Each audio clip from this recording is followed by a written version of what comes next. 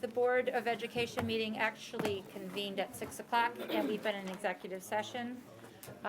So we will move ahead, and is there anyone from the public who would like to come forward and offer any comments? Seeing no one. Consent agenda.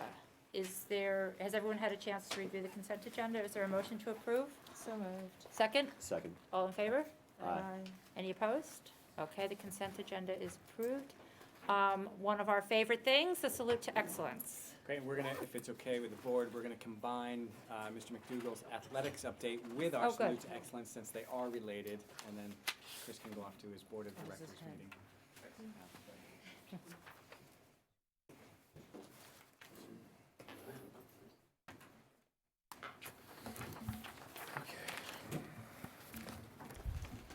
Well, good evening. Thank you for changing the agenda so I can go off to my Board of Directors meeting with the FCAC. This has been another exhilarating year in athletics. As you know, we have 30 varsity teams, 15 JV teams, 8 freshman teams. 13 of those are boys teams, 15 are girls teams, and 2 co-ed teams. Our unified sports started off our year with a wonderful accolade. This past fall, the Special Olympics Committee, in partnership with the Connecticut Interscholastic Athletic Conference, recognized Wilton High School's Unified Sports Program as a National Unified Champion School, which they were recognized during a basketball game, and Kevin took a nice picture for it, so thank you for that. Despite our current declining enrollment, we still have 60% of our student body participate in athletics in at least one sport. The fall and spring season being our most popular seasons. Our winter season just is the longest. More ways than that. Yes. To date, 28 graduating high school students will be participating in athletics next year in college at some level. Some of the colleges our student athletes will be participating in are Brown University, University of Notre Dame, Boston College, Elon University, the College of Holy Cross, Fairfield University, High Point University, the Air Force Academy, Merrimack College, University of Michigan, Lehigh University, and UMass Amherst, among others. Wilton has been and will continue to be the host of many postseason FCAC and CIAC events. And there's one added one coming up next year. We host the FCAC Girls Semifinals in soccer, the FCAC Eastern Division Indoor Track Championships, the FCAC Boys Basketball Tournament, semifinals and finals. We also host the CIAC playoffs, the FCAC Cheerleading Championships. We're hosting the Boys and Girls FCAC Tennis Championships, the CIAC Tennis Championships, and starting next year we'll be hosting the CIAC Wrestling Championships. I'm tired. But it's fun and worth it. Many of our athletes have received postseason accolades and honors throughout the school year, everything from FCAC Honorable Mention to All-Americans. This year, and we mentioned it at the last board meeting, we've had 3 coaches, not 2, but 3 coaches that have received FCAC honors of Coaches of Excellence. Joel Gariak for winning the Eastern Division Championship in boys basketball. Todd Stevens in girls swimming and diving for also winning the Eastern Division Championships. And right behind me, Gary Chadwick for winning the state championships in gymnastics. Unfortunately, ski team is not recognized by the FCAC, although he would be also a coach of excellence. He's Coach Collins is a coach of excellence in my eyes. So with that being said, we'll do our salute to excellence. I'll introduce the coaches, and I'm going to let them talk a little bit about their program. So Before you do that, yes. does anyone have questions for Chris on his presentation? Before we move on to salute to excellence. Did you say there were FCAC Coaches of the Year? Coaches of excellence. Coaches of Excellence? Yes. Okay, thank you. Yeah. Sorry. Although, we might get a Coach of the Year. I don't want to jinx it, but our girls lacrosse team is ranked #1 in the state right now. Is that right? Yep, and they're Don't playing jinx right it. now. So, They're playing right now, yep, so it's not right? gonna win. They have a game this afternoon. Yep. So right now they're number 1 In the state? in the state. So, yeah, so let's hope You that shouldn't have told us. I know. It's gonna be fine. We've had that kind of week around here. It's okay. Yes. They're gonna stay number 1. That's true. That's true. So, any questions? All right, great. So up first, we will have our boys ski team, Coach Mike Collins. I call him Coach Undefeated because since he has joined us 2 years ago, he has never lost. So come on up, Mr. Collins.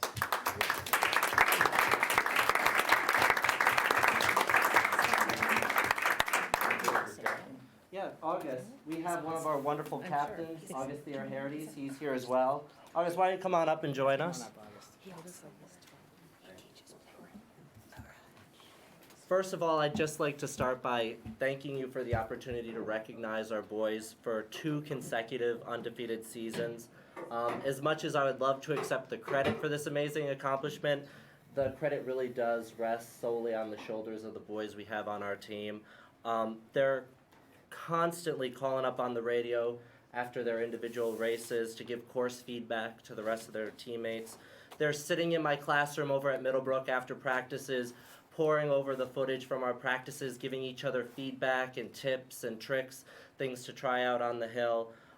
They're also the ones that stand at the top of the mountain after every last team has left to make sure that every last skier coming down the hill has been cheered on. I'll also mention, and it's something that I'm especially proud of, I cannot tell you how many times we've been at Southington where we do our races and coaches from other schools pull me aside and go, "Are you the coach for Wilton? I'm so impressed. Your guys, they're just so amazing. The spirit they have, the love they have for the sport. I just wanted to thank you so much for having such an amazing team." It's truly been a privilege and an honor to coach this team. I'd of course like to thank you for supporting our team. I'd like to thank Chris, Lynn Prescott for all of their tireless effort. I'd also love to thank my principal, Lauren Feltz, for giving me those 15 minutes of coverage here and there so I can catch the bus to our practices. Most of all, I'd just like to thank our team and most of all our captain, August, who's graduating this year and who has led our team so well over the last 2 years. So thank you so much. Yeah. So, can we have you guys come up? We'll take a picture here with our chairperson. You know, maybe you can place that in the photo.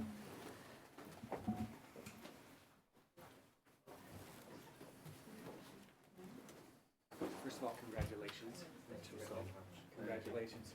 So nice to see Thank you you so much. again. Nice to see you again. Congratulations. I Thank had you. no idea. Great. So August, I know Thank you so riding much. club. Yes, of course. Great, so Congratulations. certificate for you all, and then Thank you so much. what we're in the process of doing is we'll take this with a picture, we'll frame it, and we'll you keep one, and then we'll have one to your Awesome. What's such summer work. Thank you so Why much. don't we just shift over a little Okay. bit and we'll take a picture. Wow, what don't you do?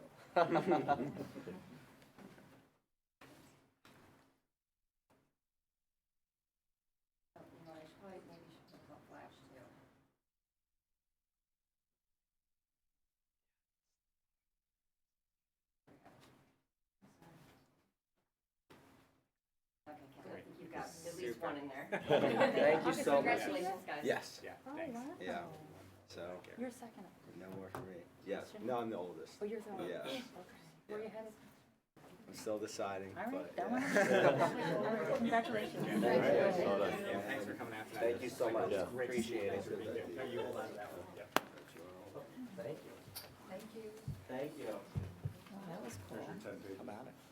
I had it at 20 originally. Made some edits. Okay, and up next, we have the gymnastics team, who is led by Coach Gary Chadwick.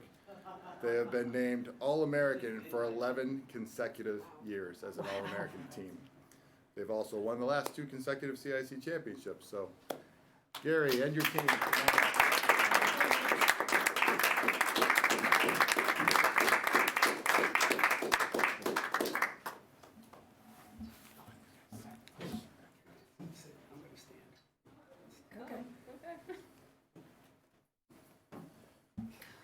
Sure. Oh, they're getting you one, Sam. Got one more. Yes, Chris said that we've had quite a run for the last 11 years being named as All-American teams. However, during that time frame, until 2 years ago, our previous state title was in 2009. That's how difficult it is to get these championships. And when you get them, you really appreciate them. Sometimes the girls do, and sometimes it's 10 years later when they think back and realize what the accomplishments were. And it's, believe me, I'm just the front man for this, because if it wasn't for my 17-year assistant, Joan Ketley, who knows? I might not be here at this juncture. Who knows? But she's been a godsend. She came in when her daughter was in gymnastics and stayed long after she graduated. And I have 3 of my seniors. Taylor was a 2-year co-captain, and Sam was a co-captain this year, and Brooke was a co-captain last year. And the amazing part about our 2-year run these last 2 years has been we didn't have any seniors on the team at all last year. It was juniors. So these and the 2 others that aren't here tonight were the seniors for 2 years.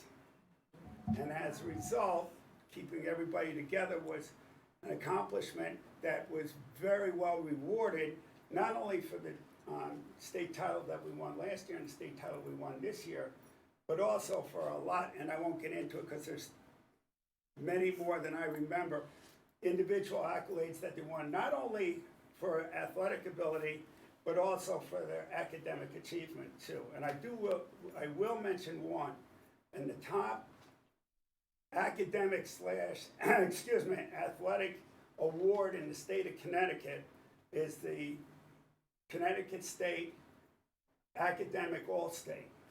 To get that, you have to score 30 or above on the ACT, and I forget what it is on the SAT. It's 1,200, and it's somehow broken down. And you have to be an all-state first-team performer, which means you have to be in the top 20 scores on the day that we have the state open. And Jess, you have to be a senior. And so Jess Olin got that this year, and she's not here tonight because I think she's downstairs working on the play.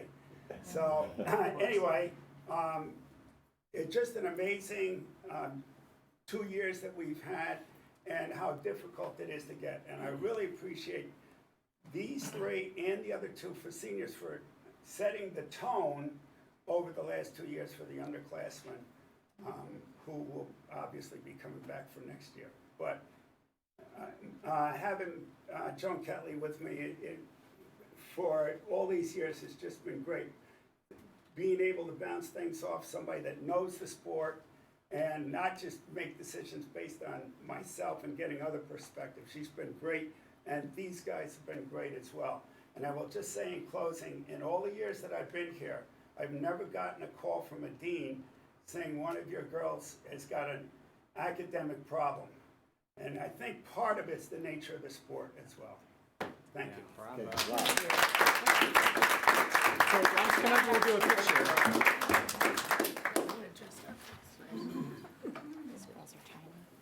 What's that?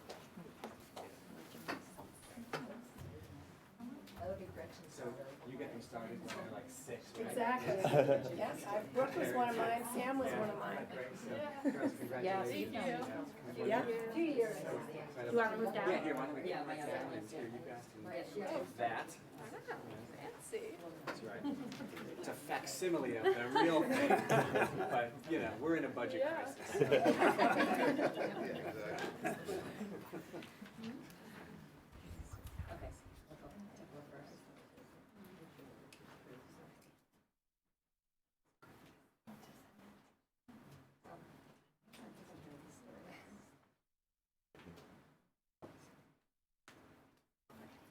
we'll go first. Great, thank you. Thanks for Well coming. done. How Okay. busy you guys are. Thank you so much.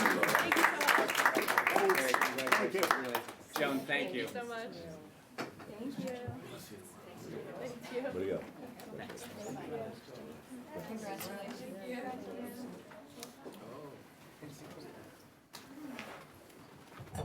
Thank you, Chris. Thanks, Chris. It's always a highlight, right? Now we have to Quite an accomplishment. continue on. Both the students. Board Chairs report. I had the opportunity to spend a morning at Middlebrook earlier this week, observing a few classes, including a few excellent examples of the Reader's Workshop in action, including one class taught by Coach Undefeated, Michael Collins, and along with one class by Mr. Will Matthews, a highly thoughtful social studies lesson. I'm grateful to Principal Feltz and Karen Brannicky for making the arrangements and hosting me. There really is no substitute for getting in the classroom and observing and seeing how the magic happens. So it was a morning well spent, and I encourage any board member who has the time to take advantage of the open invitations that have been extended by the principals. It really was wonderful. And I just, Yeah. right before break, I was able to visit Cider Mill. Oh, and awesome. saw a bunch, or not a bunch, several snippets of Readers Writers Workshop. And Dr. Falcone took me around, so it was great. You know, when I was observing. And there are too many teachers, if I miss one. I know, and I just- apologize. I probably shouldn't have mentioned any names, but, But yes, it was wonderful to see everybody in action and just the high level of work. And so it really is refreshing to get back into the classroom and see it in action. I totally agree. Mr. Collins was teaching a class, he was teaching the class how to write introductions to their stories. And it was so interesting, and the way he presented the work, like, I didn't want to leave. Like, I was like, I wanted to sort of see how it all worked out and stuff. It was really interesting. So anyways, thank you again. All welcome anytime. Thank you. Superintendents. Great. So I have a few things. First, I want to say congratulations to one of our WE TV leader veterans who's working downstairs in the control room. Max von Bartelt is just decided he's going to RIT. So he made that decision Oh, yesterday. congratulations. So we're proud of Max, and he's Wow. been, as you know, hanging around here for, I think, all 4 years he's been here in high school. He's been working in WE TV. So we're thrilled for him and very, very proud. It's been a good week in the Wilton schools, and I'll just highlight a couple of accomplishments. This past Monday, Maria Naeem, who was one of our social studies teachers at Middlebrook for several years and then moved to the high school and has been doing double duty, teaching social studies and video production downstairs, worked with several of her students on a video production contest sponsored by Connecticut Department of Motor Vehicles and Travelers Insurance to put together a teen safe driving PSA. So they gave 8 awards, and Wilton High School won 4 of the 8 Wow. out of 200 submissions from across the state. Oh my So gosh. tremendous. So thrilled for Maria and her students. They also came home with $6,500 in prize money that will go to supporting their work downstairs as they ramp up for the next contest. Wow, that's fabulous. So it's great for Yeah. them. We also want to recognize our high school family and consumer sciences teacher, Christina Slazewski, who was recently recognized as UConn, the ECE program's Rookie of the Year for Excellence in first year ECE course instruction. So this is another really fine accomplishment. The award, the nomination came from her work on the ECE course that she teaches, Individual and Family Studies, that she just introduced this year. So we're thrilled for her, and she'll be participating in an award ceremony, I think, in early May, I read. And then yesterday, I had a brief meeting with Lieutenant David Hartman from the Wilton Police. He and his colleague, Lieutenant Robert Cluck, are going to climb Mount Kilimanjaro, and they're doing this in support of the Special Olympics. They're doing it to raise funds and raise awareness. And so he came by to see if the Wilton Warriors would support their efforts, and of course we will. So we're going to work. I'll be talking with the administrators tomorrow, and we'll see what we can get together to support them. And when they crest Mount Kilimanjaro, they're going to wave our Warriors flag. Oh my So gosh. we're thrilled. When are they? For When is them. their climb? I think it was early 2020. So Okay. they're going to take the next few months to prepare. And then just the last piece, I left at your places the most recent edition of Teacher Librarian. So Frank Compar, who, I don't know, gets 48 hours out of 24, published an article, and she just wrote a brief expose on all of the transformative work in our Learning Commons. So I thought you'd enjoy reading that. Great. And as you know, she and Chuck is not here tonight, Jen is not here tonight because they're up in Wallingford accepting the School Media Program of the Year Award from the Connecticut School Librarians. Just as a note, David Lorcher, who I don't know if that's a name you'll recognize, he's probably referenced in that article.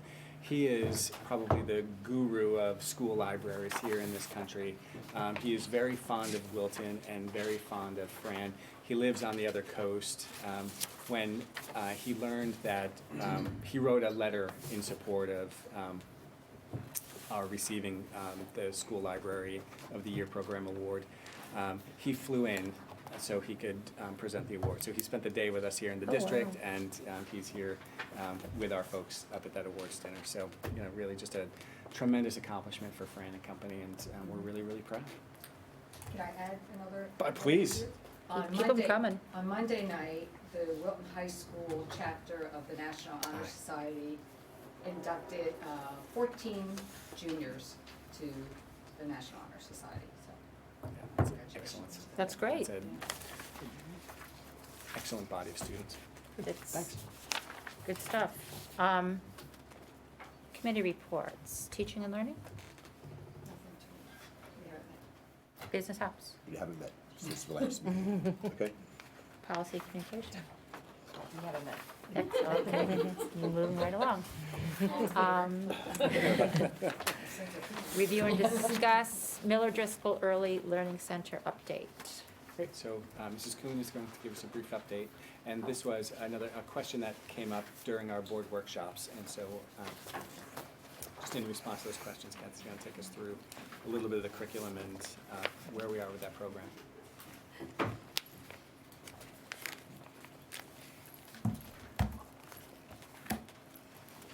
All right, good evening. Hi. So I just want to say that Bernadette Hess and Janine Carley, as well as Jeremy Cross, all wish that they could be here. But things like a 16th birthday and a school concert, sorry, they trump you all. So I have an empty nest, and so here I am, and you're kind of stuck with me.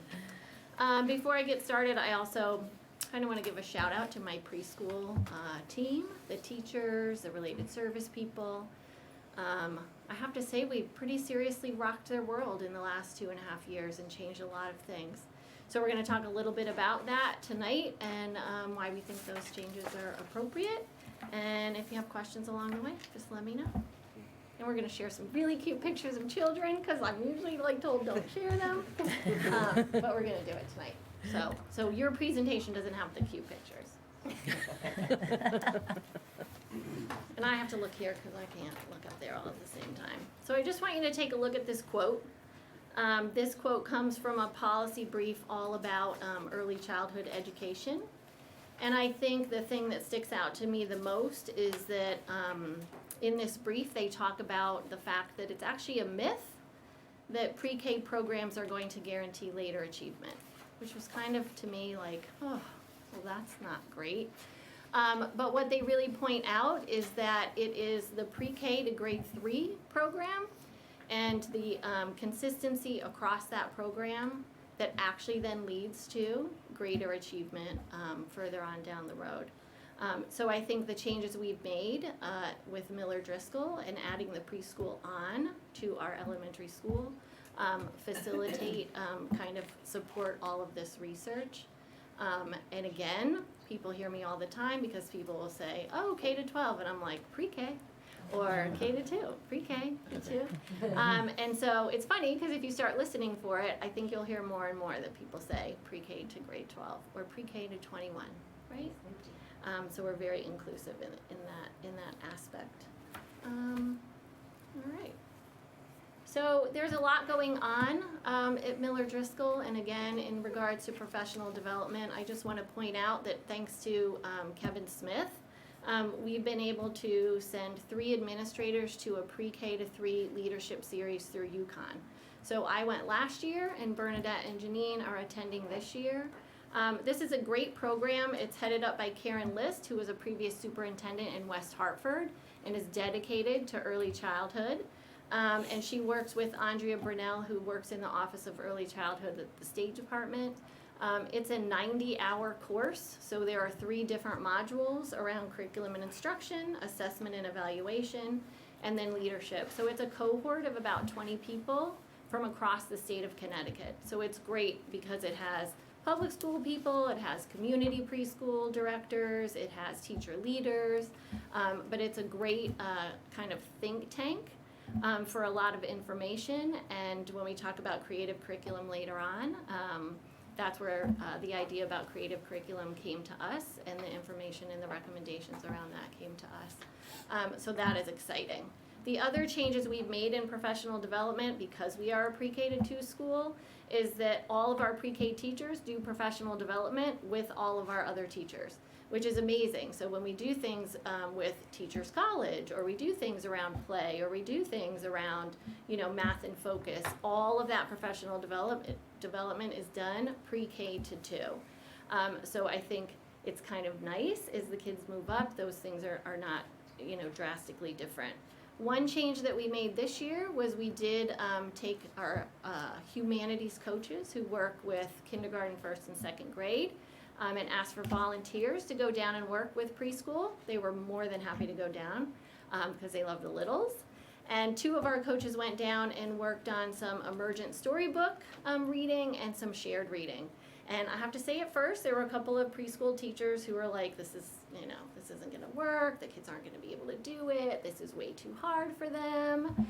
And some of the biggest naysayers kind of found that it was, oh my gosh, look at this. We did this emergent storybook work, we read these stories to the kids, and even some of the smallest kids, 3 years old, could retell stories using gestures and props. So it's been kind of amazing.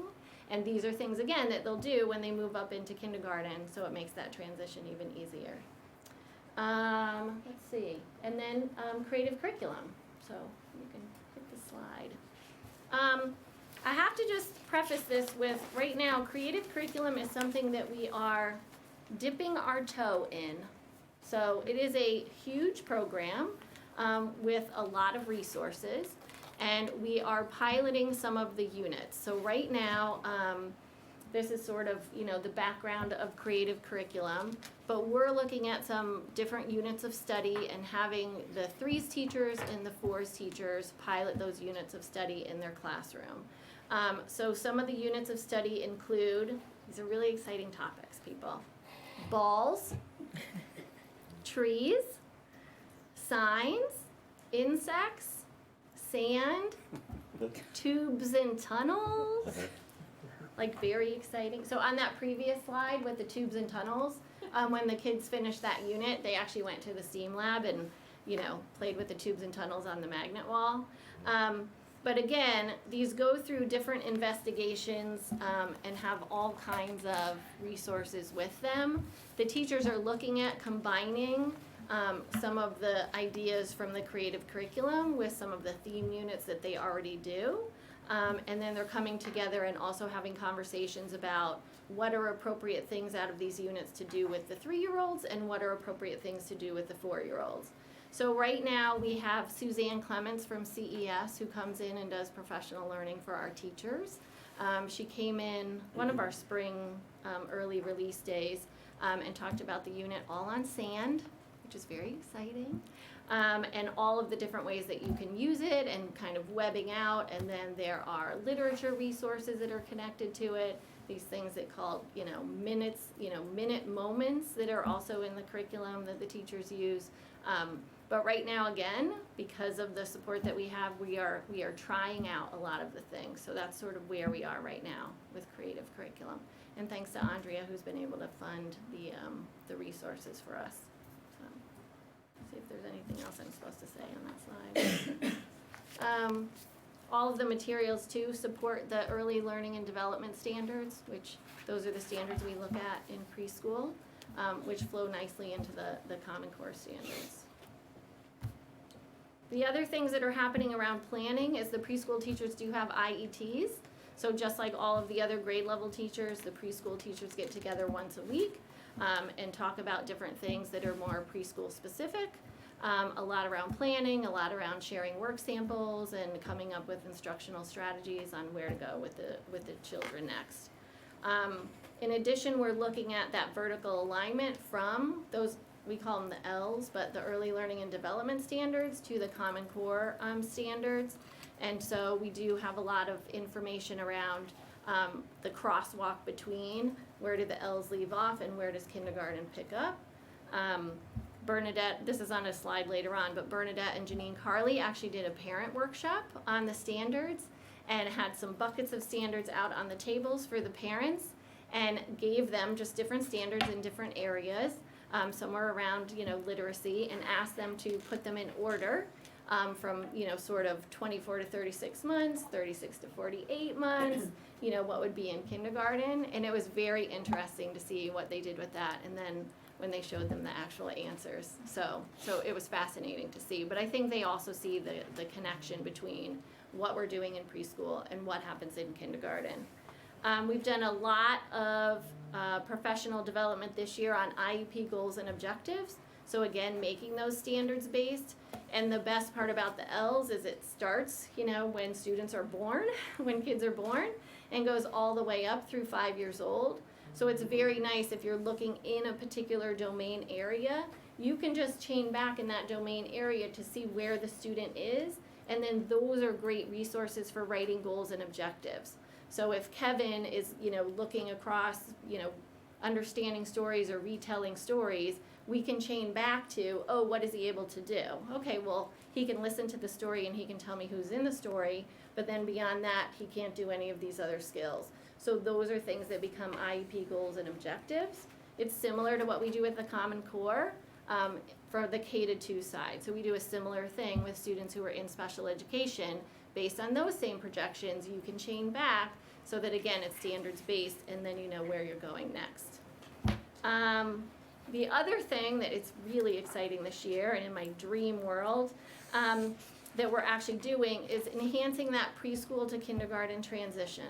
So we have invited in preschool teachers from the community preschools because we really feel as though if we lower that level of anxiety for the parents, which can come through those community preschool teachers, that then hopefully our kids will be less anxious coming in. So the preschool teachers have come in to see kindergarten classrooms, and they've done observations, and they're fascinated by the fact that we have kitchens, and we have toys, and we have centers, and our playground, and the way the day goes, and how playful even things that, are academic, how playful those things are.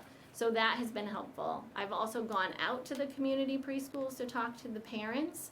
And then the one thing that we're adding in this year is having our kindergarten teachers go out and see the kids at the community preschools. So those community preschools who send us significant numbers of children, we'll have the teacher information, we'll have the parent information on those kids, and then our kindergarten teachers will actually go out and do observations of the kids and be able to also talk to the preschool teachers in the community setting. So all of this is to kind of help everybody see that there's not that great of a difference between preschool and kindergarten, even though that's sort of the perception. And then also in that same vein, we started we're trying to figure out a good name for it. There's so many possible names. But we'll call it a preschool collaborative for now. But once a month, Bernadette Hess, and sometimes myself when I can get there, have started meeting with all of the directors of the community preschools. So we're looking at kind of sharing best practices, and then also we're inviting them to our professional development.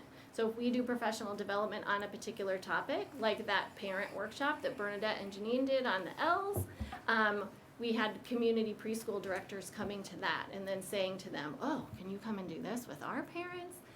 We had a play work workshop yesterday provided by Wilton Youth Council, and we had community preschool directors there. We're looking at planning out some additional staff development for next year, and we can use our proportional share for that, so that's kind of nice because we can look at what are things that we need, what are the things that they need in the community, and then how do we make that connection and kind of everybody learns together. Let's see if there's anything else I'm supposed to say about that. Oh, I think we're pretty good. This is just a list of parent workshops. And this isn't all of the parent workshops that have been done this year. And again, I'm giving a huge shout out to Bernadette. She plans these parent workshops. She gets a lot of, community, even resources coming in. Not a lot of them are listed here. We've also had somebody come in and talk about nutrition. We've had Jen Carvajal come in and talk about loose parts and do some crafts and things like that. These are some other topics, and I want you to notice that, again, a lot of the presenters are our people. So it's showcasing the expertise of our staff, and it's a nice way for parents to be able to connect with staff in a different way. And we actually get a really good turnout, I have to say. What's next? Oh, here's some numbers for you. So here are our enrollment trends.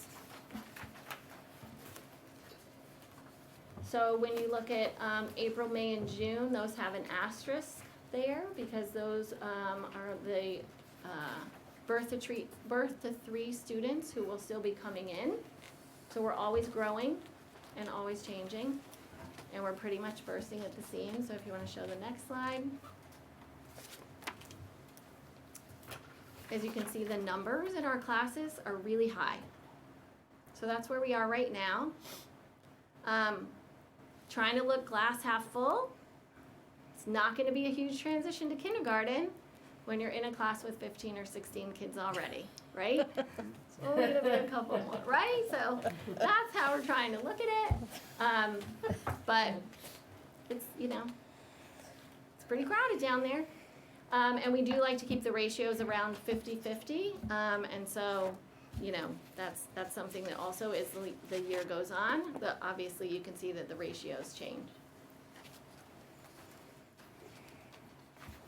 So next steps for us, next year we really want to work at enhancing the birth to 3 transition process. We have great relationships with the birth to 3 providers. The piece that we really need to add on to is that, and I'll call it academic with air quotes, but looking at that academic assessment piece. So we are very excited about the prospect of a secondary coordinator for special education so that we can have a little more of Sharon D'Angelo's time to help us with enhancing that evaluation process and that sort of educational academic component, which looks very different for preschool. We're also, hopeful that at some point we might have some curriculum coordinator coaching support. That's not something we have in preschool.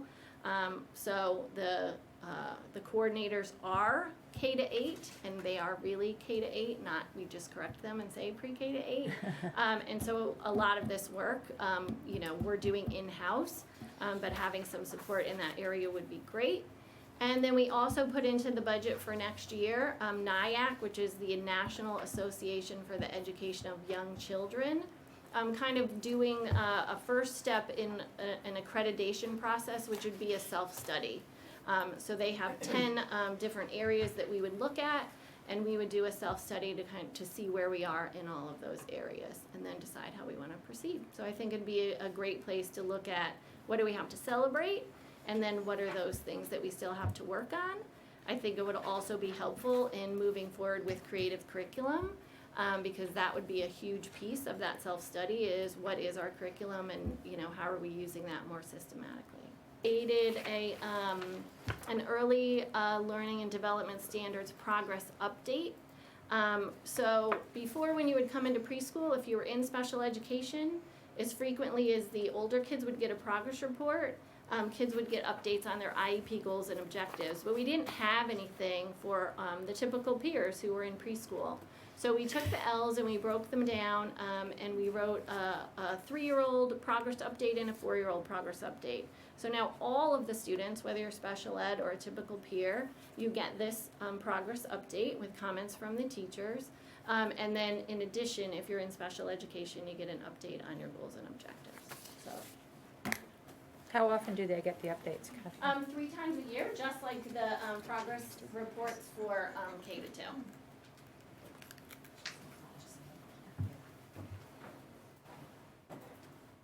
Questions? Yeah, okay. I think it's phenomenal. I think what you're doing is just incredible. And I'm intrigued by the relationship you're trying to develop with the private Yeah. schools here in town. Because we're their competitor. And how help me understand how that relationship is working. Because, you know, they're in competition for the same students that we are taking. And it strikes me that to have that relationship is a big plus if it's working well, and it sounds like it is. I mean, the cooperation and the openness that they're exhibiting, it's phenomenal. I don't think the community really appreciates that at all. And I think it's a major plus for the community in total to have us benefiting from things that they do and them benefiting from our experience, and our expertise is phenomenal. Right, and I guess I don't see us as in competition. Yeah.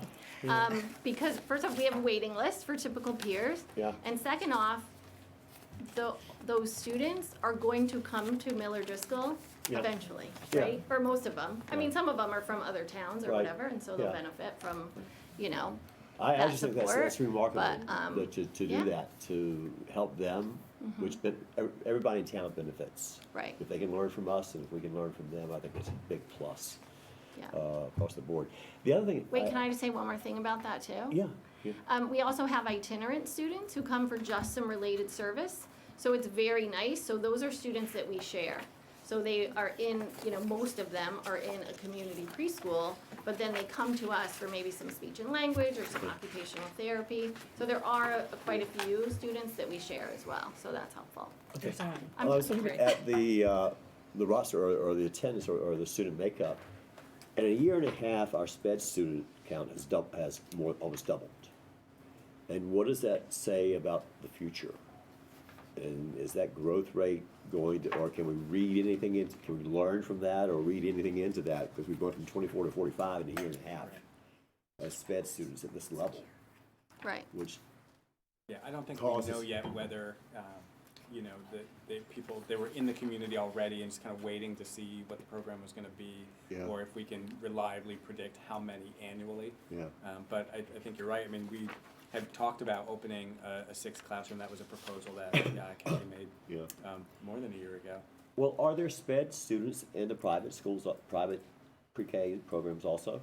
There are students who, yes, qualify for special education who are in community preschools. Okay. There might be some students where we may have recommended the program and their parents choose to keep them in a community preschool. Okay. Or there are those students, like I said, we call them itinerant. Right. But who stay in a community preschool and then come to us for related service, right? But I think there has been an improvement in child find, which we are obligated to do. Yeah. And so we will have, you know, sort of child find, you know, play sessions where parents can bring their kids and we set up some, you know, different play scenarios and we'll do some observations and, you know, some sort of informal screenings. And I think that relationship with the community preschools also helps us.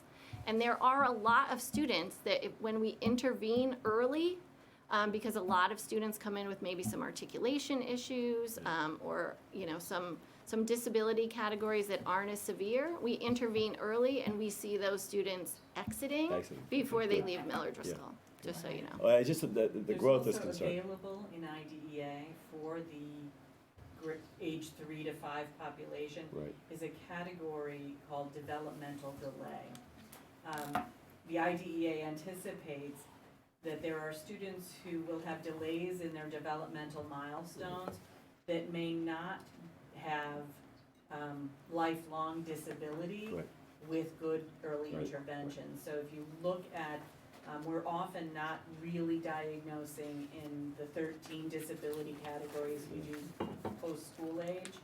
At the early childhood level, students may just have an articulation error, or they may have some early social development issues that can be mitigated with early intervention and not turn into lifelong disability. Is there any financial support from the state for the cost of doing those programs, doing those assessments? Is there any or do we bear? Child find is the obligation of the district. but we do receive a small amount of federal funding earmarked solely for preschool Right, in the IDEA federal grant that flows through the state. but I got this federal comes through, it's nothing directly from the state. Correct. Okay. Okay. The whole thing is just, I think, wonderful. I really do. I mean, it's just, there were some naysayers early on as we did the remodeling and the construction there about, why are we doing this? And it just, this program speaks to that in big time.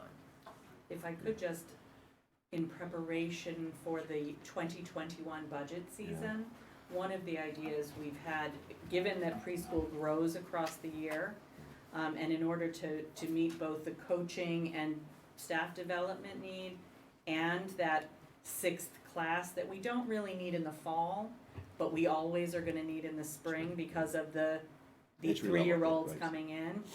We really talked about a position where we hired a full-time teacher who was the coach and curriculum leader in the fall semester, and then could open a 6th class every spring semester as a methodology rather than opening a 6th class when there was no need to really get both things. So you may see that come up again for conversation next year. Okay. Is there, we have a peer waiting list, you said. Is that because we don't have the facility or the space to accommodate? Right, we don't have enough spots. We don't have enough space. Yep.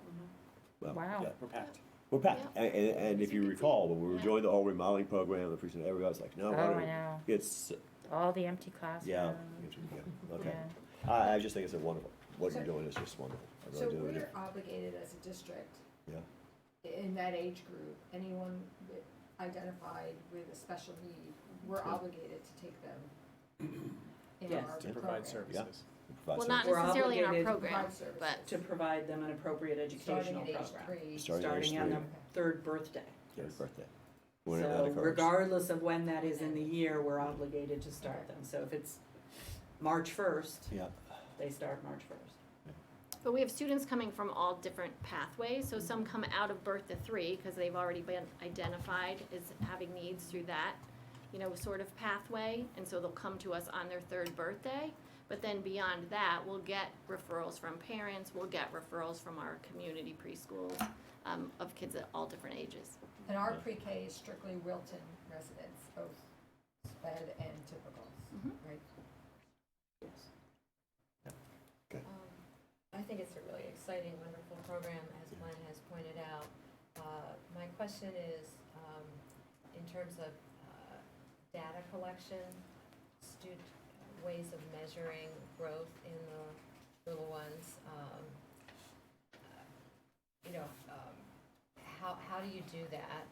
That could be one question, but I guess what I'm getting at is, to what degree is the program successful? Is there such a way of making that kind of assessment, either in terms of the number of kids who make growth, or the number of kids who exit, or the number of kids who are identified?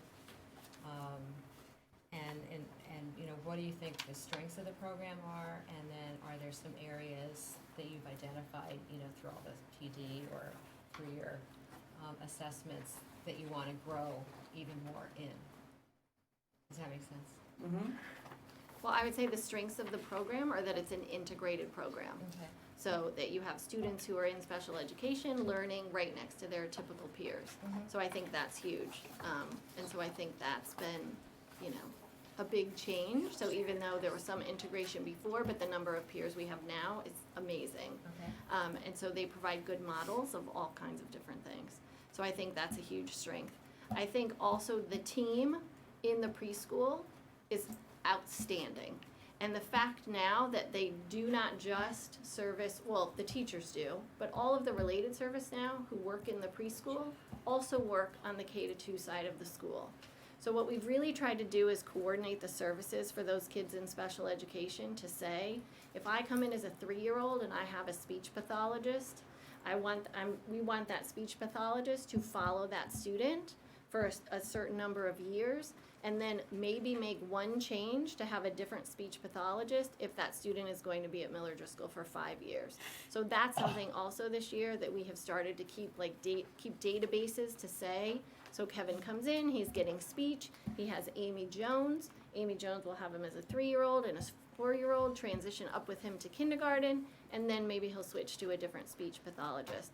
So we're really trying to track that too. So I think it's nice that the preschool people who used to just be in preschool now come all the way up and will have kids in other grades. It's also great because they see what they're preparing the students for. I do think the area around the curriculum is an area of need, because I think teachers have been coming up with their own units. And again, they're based on standards and they're addressing those early learning and development standards, but it's not as systematic as it could be. So that's a piece. And then, like I said, this other piece that we've already identified with having kids come in from birth to 3, with some evaluations from birth to 3, but being able to get the information we know to pinpoint where they are for present levels of performance and then where they need to go. Does that answer your question? Yeah, yeah. I think we can look at the students who come in the mild to moderate categories and look at exiting from special education either at the end of preschool or somewhere along the continuum of MillerDriscoll. I think we can look at those students and those numbers. One of the things we also look at, and as we further clarify the standards with people, we can really look at assessment, is really building independence. One of the things you see that's a vast difference in the preschool of today than the preschool of long before I got here is the over-reliance on paraprofessionals to do the work for the kids. What you see, if you go down to see the littles, they're all doing the work. It's not paras doing the work and the kids being kind of led through it. The kids are doing the work.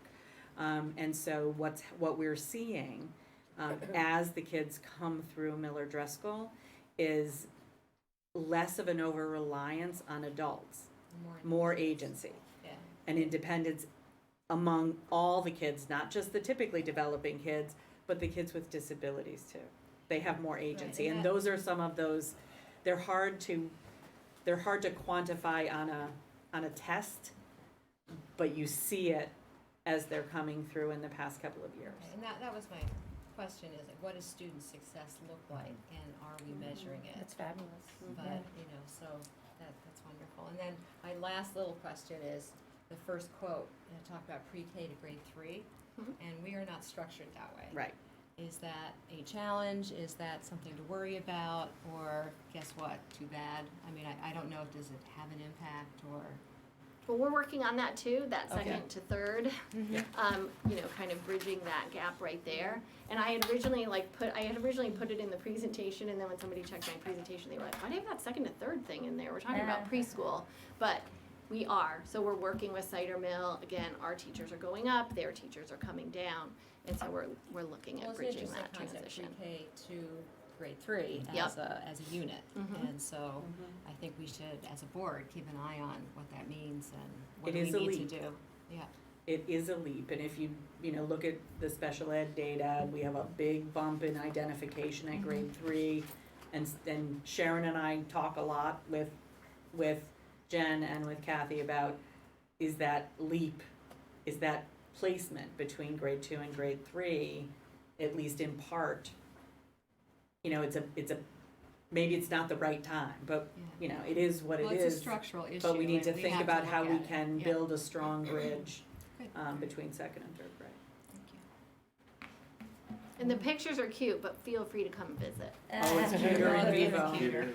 It's cuter in vivo. Yes, well, thank you. Thank you. Thank you, Yeah. Kathy. Yeah, Thank you I very think much. it just goes to point out to people who are watching, people who perhaps aren't as aware, the complexities Yeah, of educating children just this today. conversation that was I mean, taking it place just here. is, Yeah. it's mind-boggling, the intricacies, the record keeping, the data points, the complexities, Or just it's, definitions, yeah, Yeah. I mean, it's, What does success look like when Yeah. you're moving from 3 to 4 to kindergarten to, what's that mean? Well, and the idea of having a solid understanding of what typical development is, Oh, for 3 and 4-year-olds. Right. yeah. let alone when you have a disability, and how do you judge progress? Because the Right. progress between 3 and 4 is it's quite a leap. from a 3-year-old to a 4-year-old, what Okay. typical development looks like. It's remarkable. And it also illustrates, I think, the need for the new special ed coordinator. Like as Kathy said, we've got Sharon dealing with pre-K to 21. So that's an awful lot of needs and issues to deal with. Just to close out the conversation, Kathy kind of glossed over it, but if you think back just a couple of years, the preschool operated as a silo. It was an independent agency, the staffing, there was not the kind of relationship you would expect between pre-K and kindergarten, and through the construction with new leadership, there was a real understanding that everybody bought into that it's a pre-K to 2 school, and making those transitions with the staff, so related service providers are bridging, has really, I think, meant the world for that staff, many of whom years ago had articulated feeling isolated, and with the kids too, ensuring that they're part of the full school community, and then just for the entire culture of that building. I don't think we should understate the importance of that change, because it's been dramatic for everybody there. Yeah, And everybody if I has could to benefit also say because that Bernadette and Kathy's community leadership, Mm-hmm. they've created, everything they've done at this collaborative that they've built with the community preschools. They're, the rising tide is raising all ships. yeah, that's great. And so every child in In Wilton, attending a that's what I'm saying, preschool yeah. in Wilton is benefiting from their leadership and the leadership in the community. I think that's great. And we had structured it that way before, to our, whatever. Thank you, Kath. Thank you. Well done. Now Oh, let's. and now Trudy Denton, I just wanna say I'm really happy I went before. I have these great reports and then y'all Denton talk report. about like the Denton report.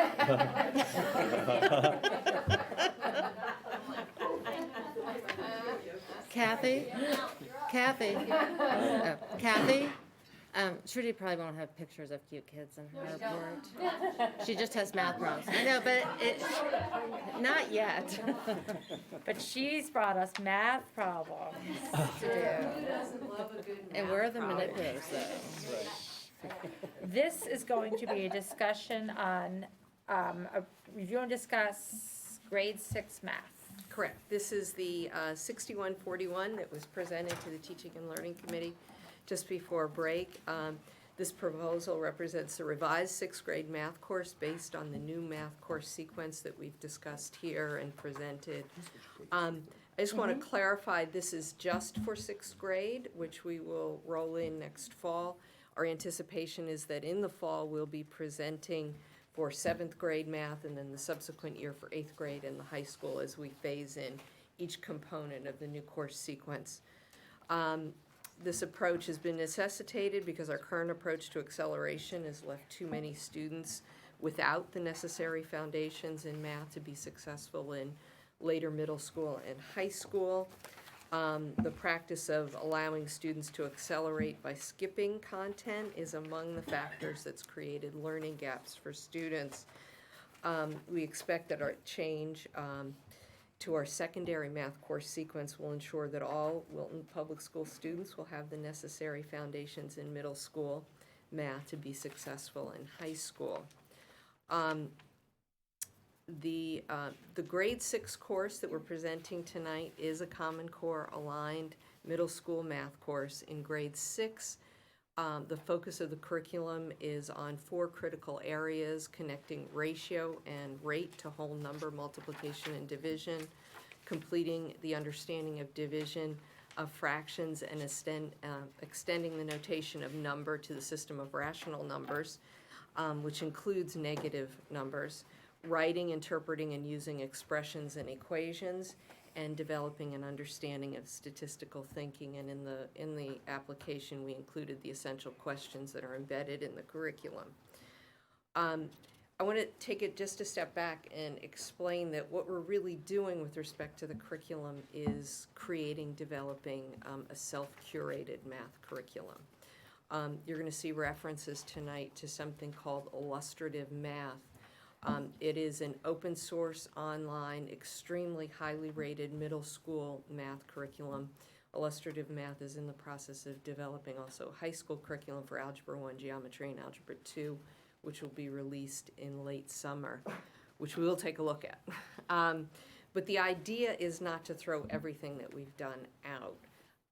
The sequence that within the sixth grade courses that's defined by illustrative math embeds and builds on foundational skills will adopt the sequence or the order of the topics in illustrative math, but then we will go back and forth and use the materials that we are accustomed to, that we spend time creating from Math in Focus, and embed the illustrative math materials along the way, as well as other materials. The methodology or the instruction around the sixth grade course is aligned with our lesson framework, which is based on inquiry or the anchor task, the introduction of the topic, discourse and questioning, individual practice, and as needed, small group instruction, reflection, and communication. A big part of the way we're teaching includes performance-based learning and assessments, and Julie is going to talk about that. So students are going to be given the opportunity to demonstrate their learning through a variety of assessments.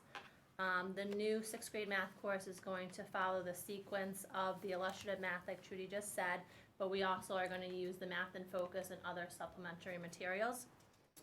All the grades in middle school, so 6th, 7th, and 8th grade, actually piloted one unit from the illustrative math this year. The 6th grade piloted the unit called Arithmetic in Base 10, which was really like decimal operations. And they really liked it a lot, so they decided to pilot a second one. So they chose area and surface area, and they did that with their accelerated 6 students. Some of the reasons that they liked the program so far were the visuals attached to it, group work and discussion opportunities for the students, as well as the built-in spiral review. In terms of impact on student achievement, the new math sequence is designed to provide students with the necessary foundations to be successful in math and beyond, so at the high school and beyond. And we feel that one level will enable teachers to meet the diverse needs of the students. So we find a lot that sometimes students in 6th grade, really in any grade, might have really strong areas, so we can provide enrichment to those students, but then at other times they might really need the support material. So having them in one classroom really gives the teachers the opportunity to do both, to give that enrichment experience as well as the support when the students need it. Impact at the elementary level, there will be no impact at the elementary level. At the secondary level, there'll be considerable impact as we phase in each new part of the new math course sequence. And again, as we've reiterated, this year is 6th grade, next year will be 7th grade, then the new 8th grade courses and the high school courses to follow. We are planning to measure, monitor where students are, and if we identify a need that there exists a cohort, we would probably look to trying to run the Algebra 1 geometry course in advance of the other high school course as a pilot. But that's only if we have a cohort of students who are placed to be able to do well there. Within the math department at Middlebrook in 1 year, really the content revisions affect the 6th grade. The changes that we make in 6th grade will precipitate the changes in 7th grade and 8th grade and so on. There will be no other impact on other courses and programs. There is no negative impact on scheduling, and I think you can ask Principal Feltz to attest to this, but I think having one level math course actually facilitates scheduling the 3 teams or the students across the 3 teams as they come into middle school. There will be no increase or decrease in staffing as a result of creating or developing the new course. We will have an impact on professional learning, and those numbers and opportunities are reflected in the budgetary figures. We have scheduled a 2-day on-site professional learning workshop for the 6th grade teachers, and it's not only going to include the 6th grade teachers, it's also going to include the special education teachers in the building, and the high school coach and the cider mill coach, just kind of integrate the perspective and have everybody understand what's happening in 6th grade. The cost of that professional development workshop have already been factored into this current budget. And any additional anticipated professional development costs are reflected in the budget that's presented. We'll go through it item by item, and I'll give you a breakdown of what we anticipate the cost to be. But up front, I like to identify the good news first, is that notwithstanding the cost associated with rolling out a new course, we're going to be saving about $6,000 a year by not buying the digital student licenses for the Math and Focus textbook. We have the hard copies of the textbooks. We own them. They'll remain in the classroom, but we will not have the need to purchase the digital licenses to those textbooks. The teachers will continue to maintain the digital licenses so they have the resources to build the course materials from.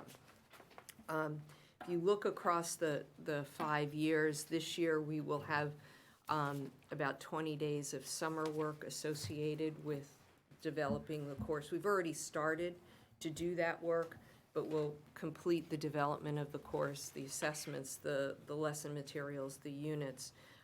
We will also need time, release time during the year for the teachers to teach a unit, reflect on that unit, make adjustments, and that'll be instrumental to their refining and revising the new course for next year. We will need to purchase some classroom manipulatives, basically base 10 blocks, yes, because manipulatives are useful for middle school students.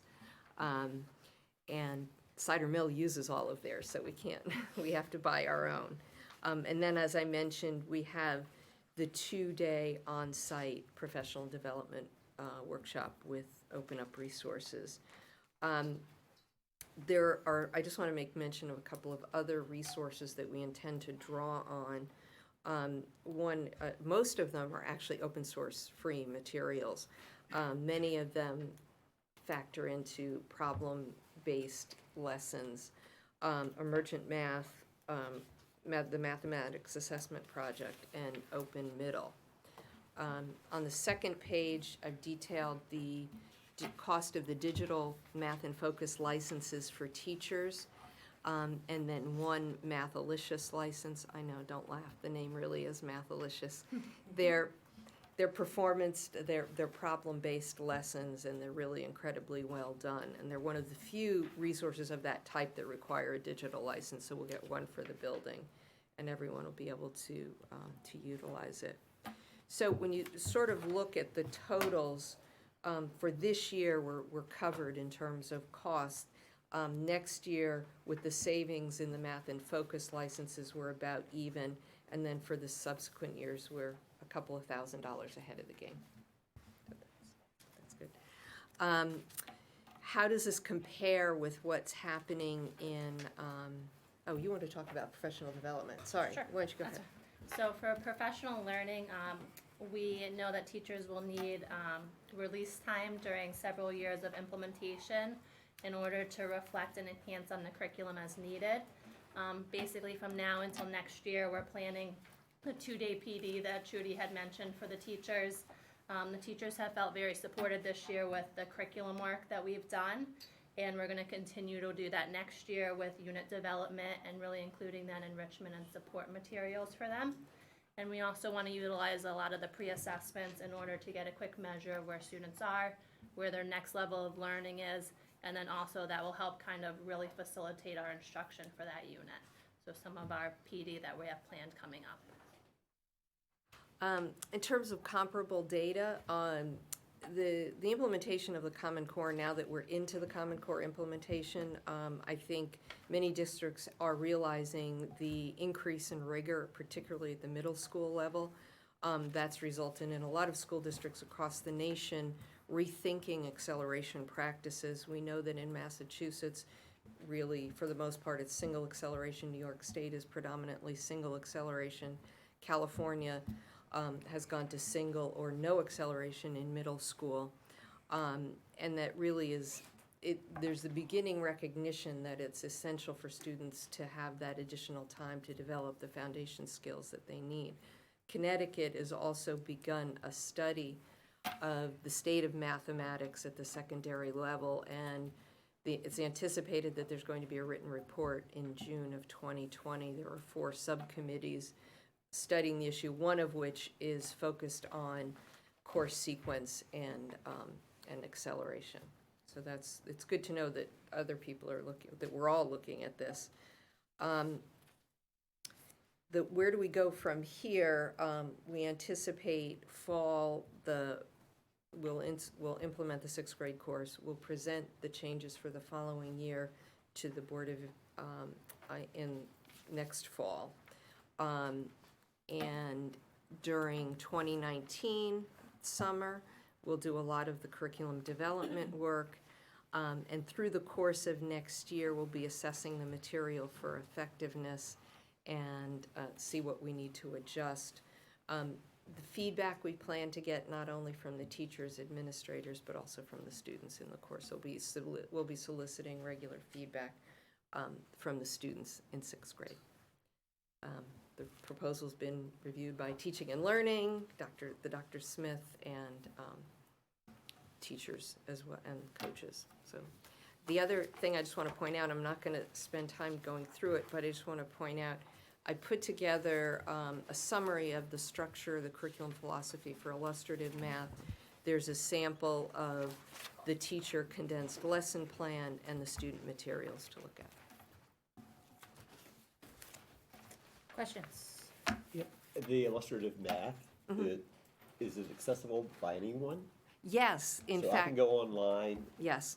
and I don't have to have a password or anything to sign in. I can go, like Khan Academy lessons. Or It's not like, but it is accessible in the way that Khan Academy is. Oh, great. Now, in fact, they have several different facing aspects. There's the teacher section, there is a student section, and there's a section for parents. Okay. The only thing that you would not be able to access would be the assessment. You are given, by illustrative math, you're given a password, and teachers get the password. But we can go and take a look at what. You can absolutely do that. Is there anything that needs to be done at grade 5 to get, since we're making this change in grade 6? I mean, is there anything that should be done that we should be looking at in grade 5 to get students ready for this, or are we right where we should be at grade 5? That's a really good question. There's a couple of things to consider, and we have started looking particularly at that vertical connection. Okay. Our 5th grade course is totally aligned with the Common Core, as is the 6th grade course. So in that respect, the learning progressions are in place. Okay. What we need to do more work on at the 5th grade is making available those opportunities for enrichment and support. And as we get students accustomed to having those opportunities and building those opportunities into the classrooms, they'll see the same thing when they get to 6th grade. All right, well, I just want to make sure that we're looking at that and that we're doing whatever we need to do there. Yes. To make this program successful. Yes. Otherwise, we've got problems with this program right out of the box. Absolutely. And that's another reason why the instructional coach from Cider Mill will be participating in the professional development that we're doing in a week and a half. Okay. Go for it. Get it done. Yeah.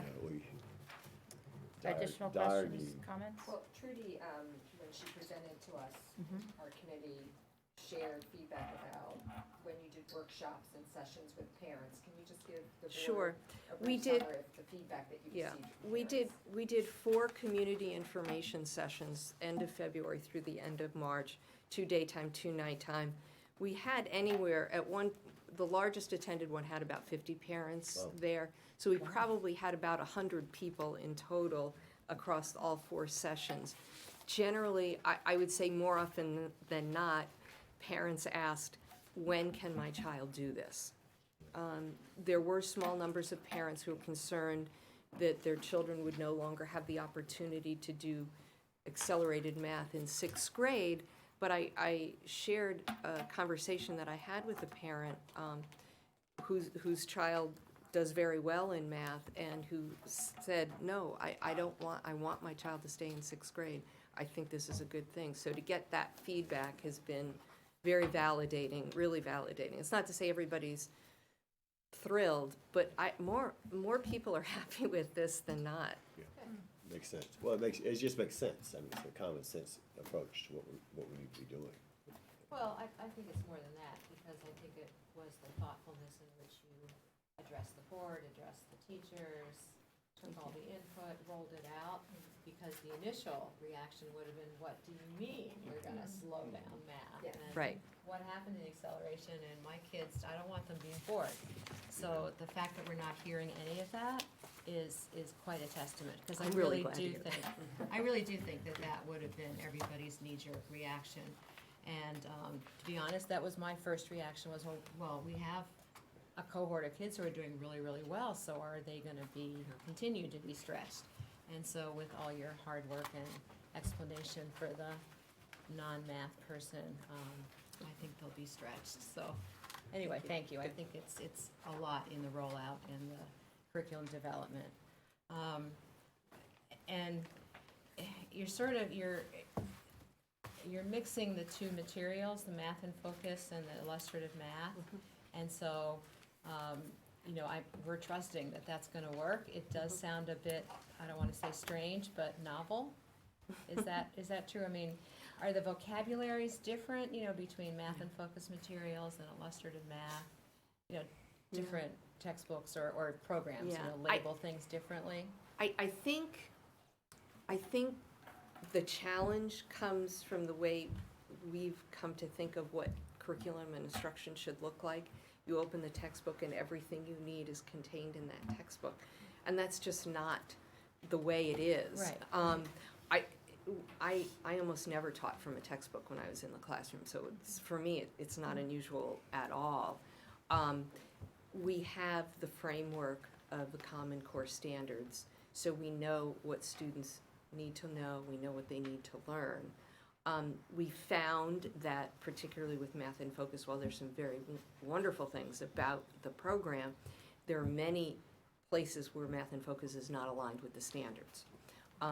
We did a study where we took the Algebra 1 textbook, we took the Math in Focus grade 8 math book, and we looked specifically at exponents, and I'm not gonna go into math talk, I promise.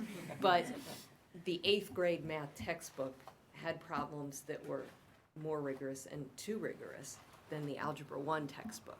So it's not a matter of changing content, it's a matter of looking at how the material is presented and ensuring that what's presented is right for the students in front of them at that time. So it may sound strange, but there are many school systems that are self-developing, I call it self-curated curriculum, where you're really taking advantage of the best resources out there and pulling that together to use. If you look at Howard County, Maryland, their curriculum through 8th grade is entirely self-curated. Many school districts are embarking on that, in partly because of the adoption of the Common Core, but because of the availability of open source resources. One thing I would add too is we've done a lot of work with looking at the assessment first and then building what the unit looks like. So if you kind of write the assessment and you know where you want your kids to be, coming up with those questions and those plans for your lesson and pulling from the different resources becomes a little bit easier because you have that end in mind, so. And then my last question is around the schedule. I know it's easier to schedule fewer titles. But my real question is around instructional time. And going back to the notion of, is more time devoted to math instruction at the middle school still something that we're looking at? As recently as this afternoon. Okay. Right, yeah, the school is working on that. Okay. And it's a process, it's being undertaken by Dr. Smith in It's the a process, building. okay. And the teachers are very much involved They are, in that absolutely. process. They're leading it. Yeah. Well, it's the right question, because we've talked about that before, Yes, about right, the need right. for additional. Yeah. Absolutely. Yeah, right. Yeah, we've met with a group now, this today 4 or 5, and we're just at the point where we spent an hour and 20 minutes today looking at, just alternative schedule models, and trying to gain some consensus around, what are the features that resonate and we think are good for kids, what are the features not so much, Oh, and I'm sure it's a we'll challenge, continue to say that, the least. for the next couple of meetings. With the understanding that it wouldn't be at this coming school year. Correct, yeah, it's important to know that, you know, there's, it's a false expectation if we're thinking we're gonna find time in September. Yeah. This is Right. really, it's a, You're out. you've heard a lot about complexity, you understand that, so you know that, this is a big boat to turn. You know, question, tonight is on the agenda as a review and discuss. We will not meet again until when? May 9th? May 9th. May 9th, okay. This has been on the table, we've discussed this extensively at any number of meetings, math and what we need to be doing. Is there a reason that we need to wait to approve this until the May 9th meeting? Can we do it tonight so they can get Is there started? any reason why? Well, I don't know, just to give them the go, to say yes, that, you know, we're moving forward. I mean, it's your Board of Ed process that you articulated Norma- for curriculum change, for most everything you do that You're requires right, approval. you know, absolutely, So it's but I'm honoring raising the your question, norms. because, you know, we've been discussing this thing now, you know, since the cows came home. And they've got a program here that makes sense, I think we've all looked at it, this is the third time, maybe, or fourth time that they've been in front of us to make these recommendations and all that. I just think, like, if we can accelerate the process, get them to go and let them know this is being done, is there an issue with? Well, Lori and I talked about that teaching and learning, because that's one of the reasons why we handed all of you the packets. Right. With the hope that we could skip this one step, but Yeah. I defer to the people in charge, you know, that I'd have no problem Well, sticking to the process. Is there, I guess, is there a problem with waiting till the next board Yeah, meeting? if we wait till May 9th, will that prohibit you from moving ahead with anything? We're kind of moving ahead and hoping for the best. And we were going to implement, the biggest piece of this is being trained in the illustrative math curriculum. And we were going to adopt portions of that anyway, and the workshop is set up and ready to go, so it doesn't really Okay, impact well, then, that. all right, then let's wait. Then. Okay. Okay, fine, it's fine. I just don't wanna prefer upset the apple to cart. not, So, make an exception, okay. unless it's something with some urgency to Okay, it, and if you say no, May 9th is fine, Well, then we'll wait till. and part of the reason Yeah. for, talking about it in public is so that people have a chance. Yeah. Time. I'm not to sure get if there feedback. is an audience out there at this time. They're gonna Yeah. email. But if there were some feedback, then this gives us a chance. Yeah. So unless there's some deadline that we're gonna miss, then let's Okay, leave the that's fine. process alone. Okay, Yeah. thank you. But thank you, Trudy and Julian, Yeah, for thank having you. the, all the Thank you parent- very much. all the parent nights as for well, I mean, the parent meetings. Yeah, that's Thank you. Coming up with that solution. Next up, review and discuss proposed budget reductions. I would like to say that earlier this month, our board was dealt a surprise setback when the Board of Finance reduced our proposed 2019-2020 operating budget by $1.1 million. The impact of that cut was somewhat alleviated earlier this week when the Finance Board agreed to provide 1 year of funding for the critically important alternative school program. That money will come from the fiscal year 2020 Charter Account Fund, and we are grateful to First Selectman Vanderslice, who conceived of the idea and helped lead the way in pushing it through. We are also grateful to the Board of Finance, who unanimously agreed to this innovative solution. This week's action does alleviate some of the pressure on our budget, but we still have some important decisions to make. Tonight, Superintendent Smith will update us on the administration's current recommendations for absorbing the budget reduction, and the board will have a chance to react. Thank you. Okay, so I thought we'll do this, I think, in two parts. First, I'll just review the document I sent you earlier, because it is different than the one you saw a couple weeks ago. So I'll take you through some of the kind of bigger, more substantial items, and then I will dive into the details of, for example, the prepay of the technology lease and where we're getting some of those funds from in this current school year. And then I think between Ann and me, we can handle all the questions. So as Chris just said, the first chunk is in service of the alternative school program, $468,000. So we just, that's an infusion of revenue to offset that cost. The next major item is the deferring of the hiring of a kindergarten teacher. As you know, we had proposed adding an additional section of kindergarten we track enrollment pretty carefully, and so we're taking a calculated risk here right now. I think we have about 186 kiddos registered. I'm not thinking that, unless, we haven't seen historically that, 65 kids materialize between now and August. That did happen in 3rd grade, so I'm not saying it's off the table or out of the question, and that happened recently. So I think it's a solid recommendation based on where we are enrollment-wise, and I think I said to you once before, if that enrollment materializes, then we are going to go back into the budget once more to find funds to cover a kindergarten teacher to keep those sections at appropriate numbers. Beyond that, and I think you saw in Kathy's presentation the significance of this reduction. We had proposed in this budget to add a half-time pre-K teacher as well as 0.75 paras, and that was really for the intent of opening a 6th pre-K classroom beginning in January to pick up the influx of students that we get, so that way we're not out of whack with the ratios between our SPED and our typical peers, and not running maximums of 16 kids in a class. So we're managing it now. As you heard from Kathy, it's tight, and our intent is to manage it next year too. We are foregoing the hiring of one of the proposed 2 community STEPS job coaches. So these are folks who work with our students in the 18 to 21 program and are sideloning them as they're out in the community working in their various job placements. And so I don't know if you want to say anything more about this, but I think the bottom line here is it's a choice, and we're going to manage it as best that we're able. So there's still one. Yeah, we had proposed 2. We're keeping 1, and down to 1. Yeah, Okay. and the program is growing, and Yeah. so I think it would be very problematic to not have the second one. Right, so that's my question. We did not eliminate No, entirely, we right. cut it in half. We cut it in half. Got it. right.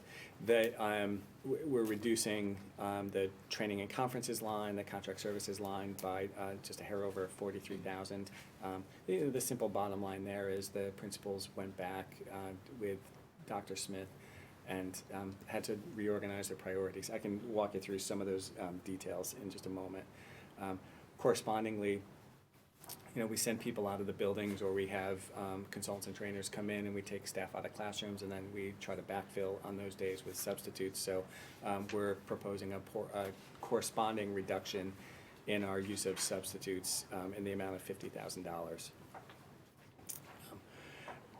Chris and Bob at the high school had proposed adding an additional 0.5 athletic trainer, so we're going to forego that for the coming year as well. And speaking with them, he thought, they could continue to manage it. So that's what we're going to do.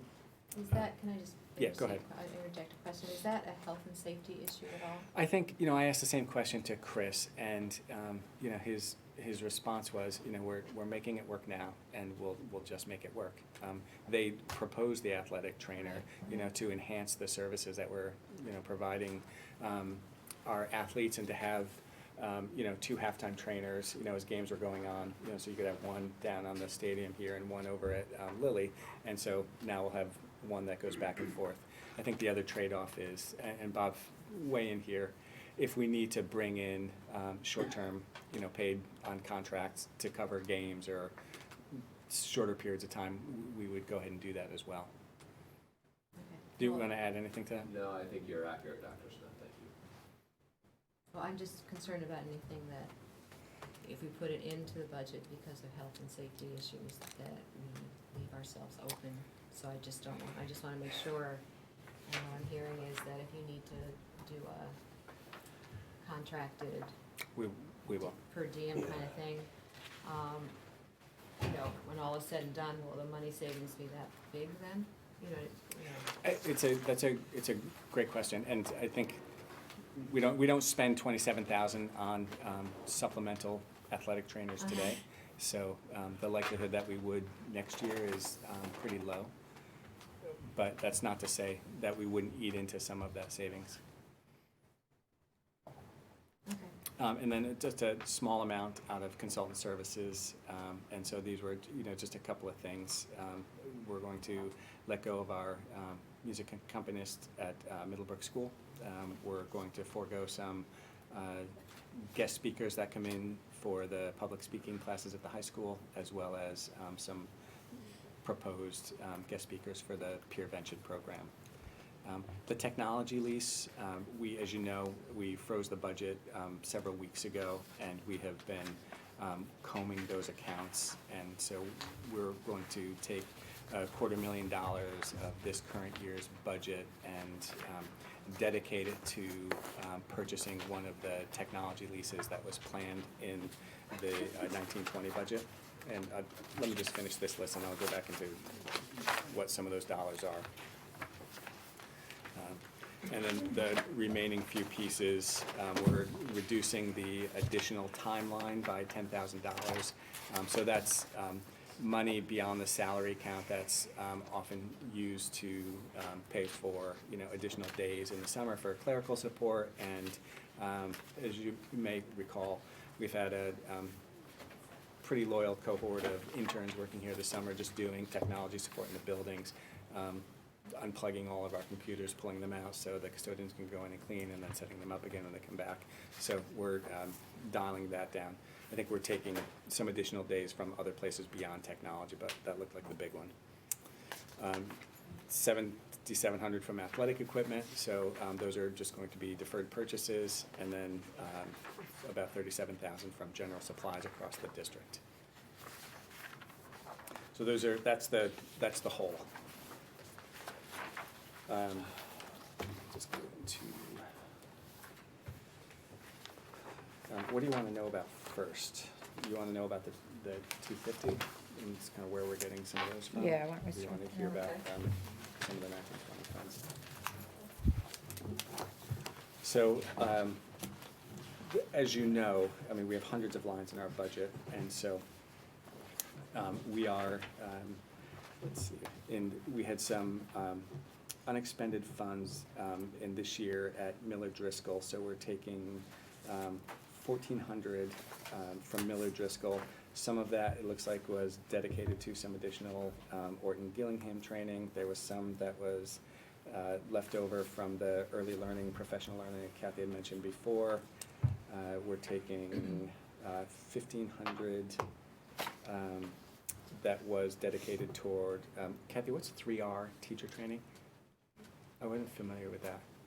Oh, it's just, it's like classroom management. Okay. Respect, responsibility. Graham Fletcher. Okay, so that's both there, and then there's a similar amount coming out of Cider Mill. We are reducing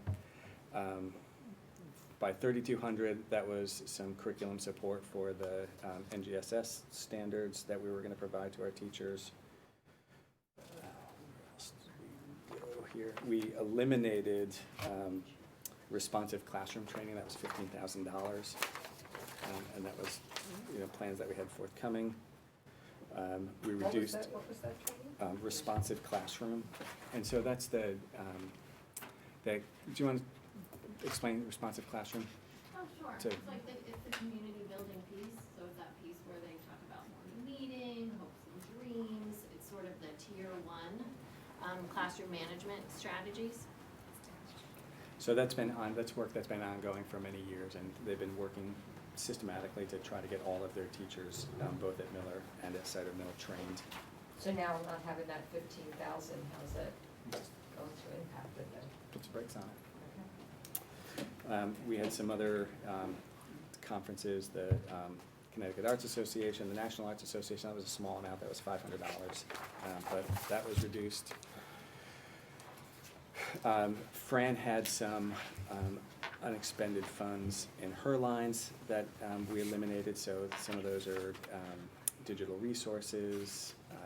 She had some money set aside to send some folks to ISTE that we're not going to pursue. Are we going to present? The people who are presenting are going to present. Yeah. What else here? Where I think looks like we're reducing some of the funds that were dedicated to Link Crew and Web Crew, so for training, those have been reduced. In as many places as we could, rather than try to, eliminate whole things, we tried to just, if we had multiple people going, we tried to pare it down. So, another example, we had proposed sending, I think, 2 or 3 folks from each building to Power School University. Power School is our student database. It's really complex, and one of our goal areas was to try to just build capacity in the district. So rather than send, whatever it was, 7 or 8 people, we're going to send 2. So, we're not letting go of it entirely, but we're just reducing it significantly. There were some funds remaining in the salary line, so we took some funds from there. There were funds left over in the high school science department that we were able to redirect. Bob had funds set aside to do NEASC follow-up work, so we grabbed that. You getting the picture here? Yeah. So the list is lengthy, and Yeah. I think you get the idea. Textbooks? So, we had textbooks as well, and so there were, find my textbooks line. So there was a fairly lengthy list in the textbooks, and in many of them, we had actually purchased the textbooks in workbooks. We didn't expend all of the funds.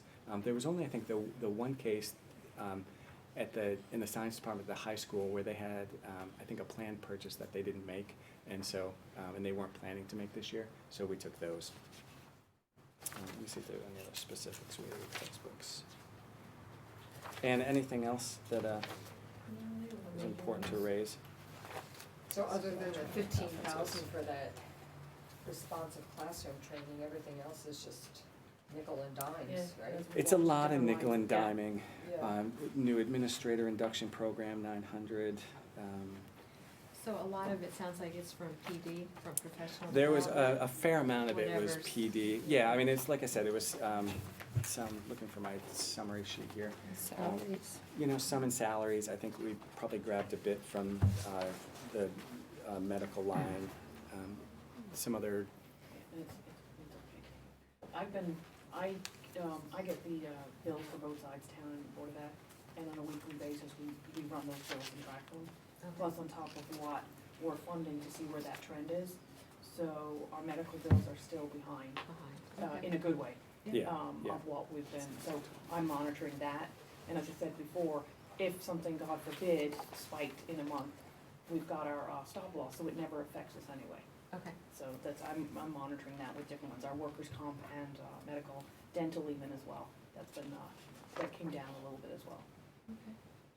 So are those the dollars we're using to buy The lease. tech forward? The tech lease. Yeah. And so how do some of these, Okay. the PL that's under, in that 250 differ from up above the 43,000 training conferences? I think it's probably an amount. I mean, some are supplies, some are. Let me just look at my list here. I'm sorry, what was I didn't. The under the 43,059 for Yeah. training and conferences. Yeah. So where are those reductions compared to the reductions that were? I think I just have the aggregated list. We got an aggregated list, so Yeah. a lot of what Kevin has been mentioning are some of the ones that are Okay. going against this too. Because Okay. we're pulling from the different things, like Gotcha. I said, I looked at our workers' comp going, okay, we're still trending low on that. I never like to pull from that one until I really know, because that can spike and we don't have as much of reserve on that. But in number 5, the training conferences there, those are in the That's, I'm sorry, 1920 budget. that's Yeah. next year. So we have a separate, is I'm in- sorry, Oh, yours thank is you. Separate, yes. So here's Yeah. the, All right, This is 18. Gotcha, right, Right. okay, yeah, two so I'm different sorry, ones. it's a separate list. right, Yeah, okay. sorry. Thank you, Debbie, for the clarification. Yeah, so just to answer your question, so next year, again, it's a long list, so there are training conferences for health teachers, PE teachers, the NAEA, we're gonna forego an NCTM workshop. It's a long list. It is. And under substitutes, 50,000 is about how many days? I forget what. I'll figure about $100 a day. Okay. And so what about, is there anything to be concerned about in the general supplies, the 37,000? So Any big those, ticket items there? you know, it's, so, for example, you know, at Cider Mill, Jen does like a per teacher allocation, so she reduced the per teacher allocation by $50. There was, money set aside for, copying that they're, you know, gonna let go of. They're not buying student planners out of the, budget next year, so, there's nothing, the additional, training for the responsive classroom trainers are not gonna be done. So, yeah, I mean, it runs the gamut, but that's probably But the nothing- biggest ticket item. Okay.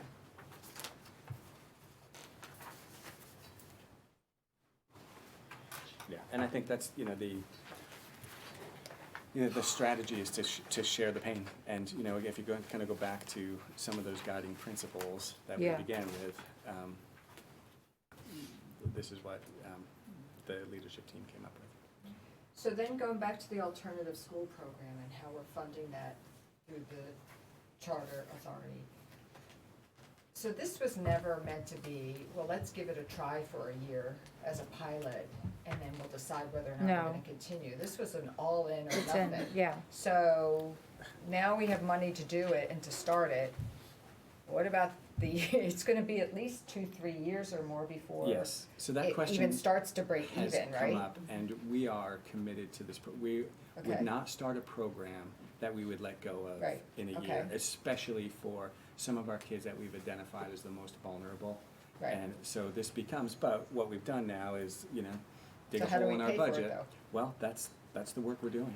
Well, Was there it any just- sense at the Board of Finance meeting the other night, any commitment from them that, in the subsequent years that they're gonna recognize that this needs to be funded? No, No. there was a, No. message to us that it's our year. responsibility. It's, we're already $500,000 in the hole for next year's budget then Right. relative to where we are. Right, Correct. right. But that was That's fine. true, whether it's from the charter authority or in our budget, Yeah. we still Yeah, that's would right. have Yeah. this, it would have been a recurring cost. Yeah. I'm not trying to make light of it, but we No. would That's have right. No, paid we, it it's a new No. this cost year and to our next budget. year, and Yeah. now it's starting next like year a- for the it Board of Ed budget. Temporarily alleviates our Yeah. budget situation. So put, Yeah. you know, for the 2021 budget, It'll be 2021 that we're planning now. you're $500,000 in the hole to start with, or more. But if one of my concerns is how solid, we will not be able to access, or those funds won't be available until June 30, right, out of charter authority. Yep. Is there costs that we are going to incur between now and then to get this up and running, to hire teachers, to bring people on, planning costs, et cetera, that is gonna impact us this year, that we're not anticipating? If I'm okay, if I Yeah, can just, please. how I set it up this, in the budget, how I set it up so that we don't have any, the budget is actually still intact under the program. Okay, So the budget is there. I put a negative charter authority line, okay. so we have the ability to spend because that goes through the general fund, Right. because they've committed it. So Okay. it's a time period of when they're actually have to go to their meeting to say, here's the funds, you get it, and then we transfer it. It's Okay. literally a cash issue versus a spending. Okay. So we Well, I would just spend wanted- as yeah. normal, and then I would, once I have Okay. approval, I transfer the cash into that line item to Yeah. keep us whole. Because I just want to be sure that we aren't now forced to delay any preparation or No. planning No. for this, No. that No, would put to us be able to behind the eight spend as ball. normal. The budget's there Fine. because Okay, they great. agree to it. Okay, good, We're Yeah. planning forward, okay.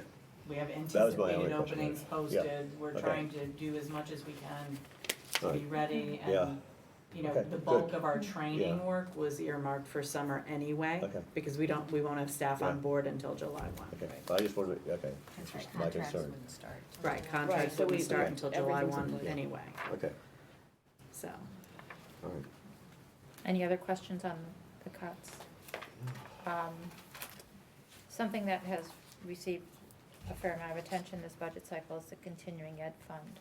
So, Kevin, Sure. Well, I do have one question before you get, do we need to approve this? well, you know, I was gonna Yeah. ask him to go through the continuing Okay. ed, but I would sort of make the argument that this might be an example of something that needs to be moved to the Right. action For tonight? for tonight, because Yeah. there is somewhat of a sense of urgency, just because it'd be nice to have it taken care of before the town meeting. Well, it's gotta be done before the town meeting, because Has it's to. No, it budget, doesn't. well, I guess the budget presentation's in total, right? No, It's a and, good you know, total, we've had right. instances Yeah. before where Yeah, Yeah. that's true. you've not voted Yeah. I mean, we've put out there, Yeah, we've made clear where, Yeah. what the plan is. yeah. I would be open to entertaining a motion if someone were to make such a motion. I'll move it. Is there a Yes. second? Also, Is there any further discussion? well, I just wanted to say that, given the cuts that we needed to make, I just want to thank Kevin and his leadership team Yeah. for being as thoughtful as possible, and coming up with a list that does sort of spread out the pain, if you will. It is unfortunate that some services, like the pre-K teacher, coach, needs to be deferred, but that is what it is. And the Board of Finance decision to supply the alternative school funds is a very positive move. Did not like the drama or the process that ended up having to do that, but on the other hand, I think stepping back and looking at the whole budget and what's in, I think that we're in pretty good shape. You know, not ideal, but I am satisfied that these cuts look as reasonable from areas that seem as reasonable as possible. They do protect existing programs. They do defer some things that we need, but the most critical things that we need are still in there. So I think that that's a healthy way to go. I agree. All in favor? Aye. Any opposed? Thank you. Would you, do you want to talk about the continuing? Sure, absolutely. So, again, I'll just This is just a kind of discussion. summarize Yeah. what's in front of you. But, you know, I think what's important to state here, again, it's repetitious, but I think it's worth repeating. This is an account that's grown over many, many years, and there were, you know, really two primary reasons why the account grew. One is, you know, just Dolores's magnificent work in listening to the community and expanding programs and having a tremendous response. So the user fees are up. And then the second area, which accounts for, you know, about $500,000 or so, to the best that we can account, are areas in which the board was partially subsidizing some of the costs of that program. So things like payroll taxes, board contributions to health and dental insurance for some of the full-time employees, and contributions to some of their defined retirement benefits. So I went back and looked, and you know, over the last 10 years, there was only 1 year in 2011 where the account ran a negative. And every other year, it's, you know, had a, you know, on the small side of $25,000 surplus to, in the last 2 years, surplus is over $100,000. And, you know, that really is driven by the fact that the programs have grown, some of the child care programs at our 2 elementary schools, and some of the other services that they've offered. So at the end of the day, there is just about $1.2 million in surplus. And so what I'm proposing is that to expend that, because we shouldn't be carrying that size of a surplus, that we just reserve $200,000 off the bat, and that becomes the reserve in that account to protect from cost overruns, and also to leave some room for Dolores, because she does need to spend for those programs, and she does spend for those programs. And then beyond that, we use the remaining funds to address some of the facility needs that we've talked about generically. So at the top of the list is the need to address the culinary room at the high school. So we proposed earmarking $400,000 to do some of the facility work there. So that's things like adding gas stoves, removing a partial wall to add in a walk-in cooler, to upgrade some of the furniture, to maybe move an interior wall or two. Next in line would be the culinary room at Middlebrook, and similarly, you know, Dolores shared that she really can't use that space with her continuing ed folks because we don't have the right equipment. Mm-hmm. And so we would look to do similar kinds of things, upgrade the cooking features, add gas stoves. We already have project in place to replace the hoods over the stove, so, we're doing some work anyway. The next two items beyond that are the Middlebrook LLC and then the high school library learning commons. And so we do have some numbers behind that, so we're thinking probably about $175,000, give or take, for each of those spaces. And then we have some other kind of smaller things. So the replacement of some padded panels and one of the Middlebrook gyms. Jose reported that the Cider Mill gym divider needs to be either repaired or replaced. And I learned today it's not on this list, but Dolores and Kathy had talked about the potential of adding a gym divider at MillerDriscoll, and that would serve both the school but also continuing ed, because that's a space that is always in competition. So that's something we need to look at as well. And then we have some painting, and there are a couple of basketball hoops at Cider Mill that need to be replaced. And that would get us, I think, all in, that was 1.16 or 1.17. Including the 200 reserve. Yeah. Yeah. Yeah, that's the total.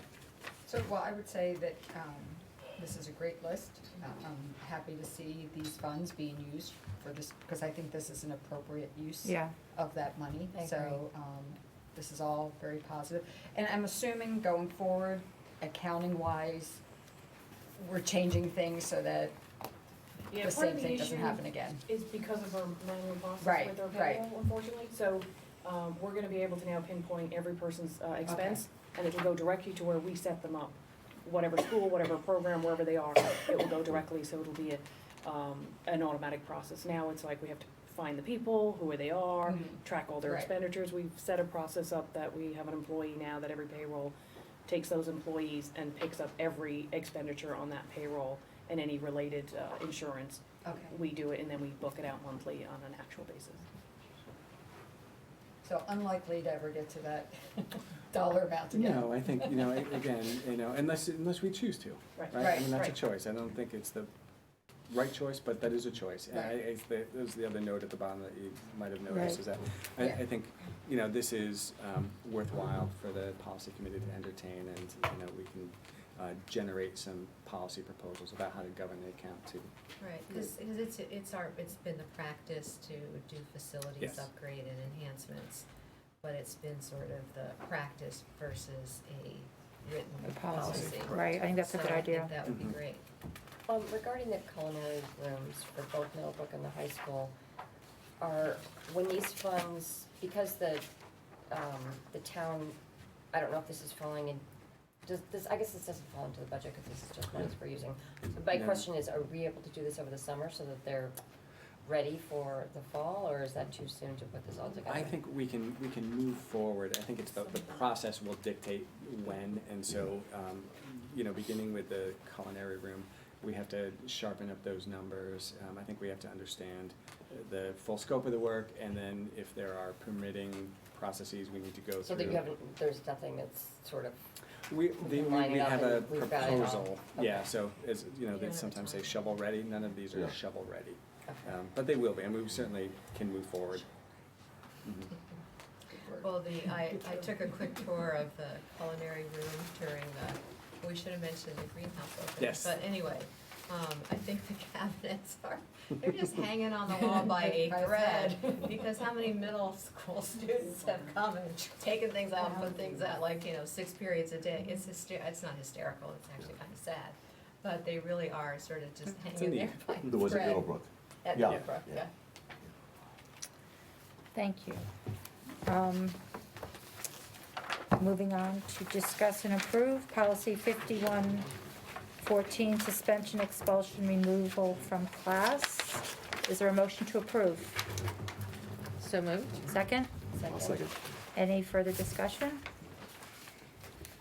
All in favor? Aye. Any opposed? That is approved. Is there anyone from the public who would like to come forward and offer any comments? Seeing no one. Our next meeting will be on Thursday, May 7th, which is after the, I'm sorry, the next meeting is the the town meeting is on May 7th. I encourage all members of the community to please come. We are operating with a 0% budget. If there is a motion from the floor that succeeds in cutting our budget further, it would really be dramatic for our schools. So I really encourage all supporters of the schools to come out and attend the town meeting. Our next regular board meeting, when we will hopefully be thanking everyone for attending the town meeting, will be on Thursday, May 9th. Is there a motion to adjourn? So moved. Second? Second. All in favor? Aye. All right, thank you very much.